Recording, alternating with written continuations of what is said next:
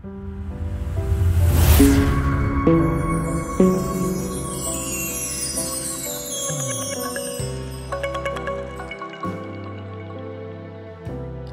আলাইকুম viewers, Swapna set ব্লগসে আপনাদের সবাইকে স্বাগতম।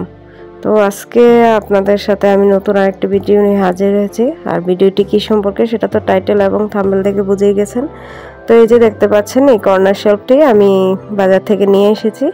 তো এটা আমার বাথরুমের কর্নারে লাগাবো, তো সেই জন্য নিয়ে আসলাম আর কি। তো আজকে আমি এই কর্নার শেলফটি কিভাবে বাথরুমে সেট আপ করবেন A to Z দেখাতে চলেছি। তো আশা করি আপনারা ভিডিওটি A to Z লাস্ট পর্যন্ত দেখবেন।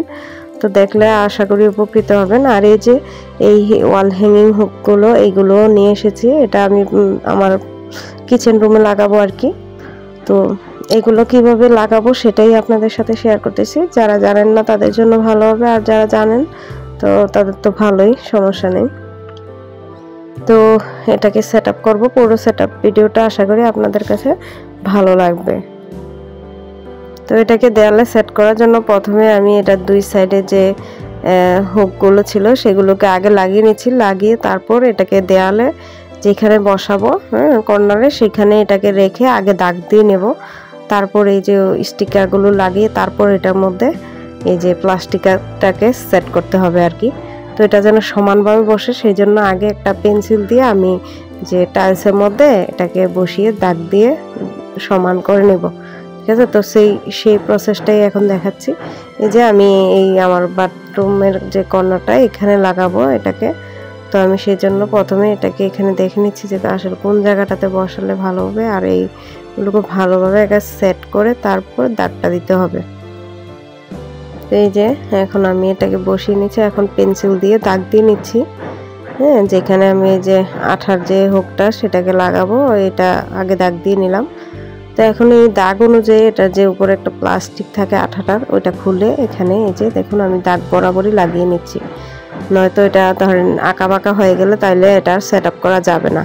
সেই জন্যই আমি এখানে দাগ দিয়ে নিচ্ছি। তো এখন দাগ অনুযায়ী এই হুকগুলো বসিয়ে নিচ্ছি।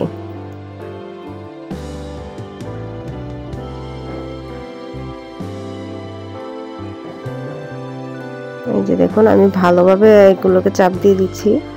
এগুলো আঠা যদিও অনেক শক্ত, তারপর যদি কোনো ফাঁক ফুক থেকে যায় তাহলে তো পরে দেখা যাবে হয়তো আঠাটা ঠিকভাবে লাগবে না, ছুটে আসবে। যেহেতু এটা বাথরুমের কর্নার শেলফ, এটার মধ্যে শ্যাম্পুর বোতল, তারপর হচ্ছে অনেক কিছু, বডি ওয়াশের বোতল, অনেক কিছু রাখা হবে। তো এটা ওজন দেখা যাবে, ওজন নিতে পারবে না, এটা খুলে আসবে। তো সেই জন্য এটাকে খুব ভালোভাবে বসাতে হবে আর কি, হাত দিয়ে চেপে চেপে। তো এই যে আমি বসিয়ে নেওয়ার পর এখন এটাকে লাগিয়ে নিচ্ছি।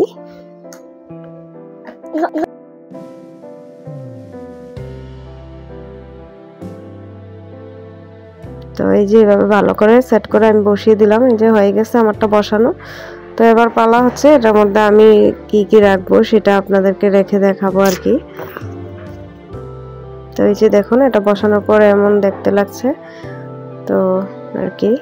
এখন এটার মধ্যে সবকিছু আপনার পছন্দ মতো জিনিস যেগুলো আপনার বাথরুমে ইউজ করা হয় রেগুলার, সেগুলো রেখে দিলেই হয়ে যাবে আর কি। তো আমি এখানে এটার মধ্যে রেখে দেব।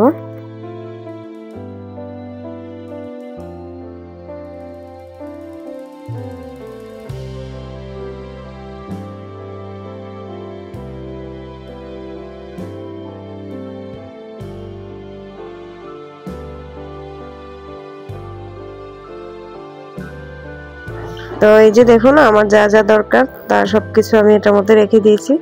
দেখুন এটা দেখতে মাশাআল্লাহ কত সুন্দর লাগছে। খুবই কাজের একটা দরকারি একটা জিনিস, যেটা আমাদের বাথরুমে না থাকলেই নয়। তো এর আগে আমার এই সবগুলো নিচে রাখা হতো, তো সেখানে দেখা যেত বোতলগুলো ময়লা হয়ে যেত, তারপর কিরকম বিশ্রীও দেখতে লাগতো। তো এই যে দেখুন ওয়াল হ্যাঙ্গিং হুকটা, এটা এখানেও আমি বাথরুমেও একটা লাগিয়ে দিচ্ছি। এটার মধ্যে আমার যে গা মাজার যে সোফাগুলো থাকে সেগুলোকে আমরা লাগিয়ে রাখতে পারবো, দেখতে অনেকটাই সুন্দর লাগবে। এই যে দেখুন আমি আমাদের একটা রেখে দেখাচ্ছি।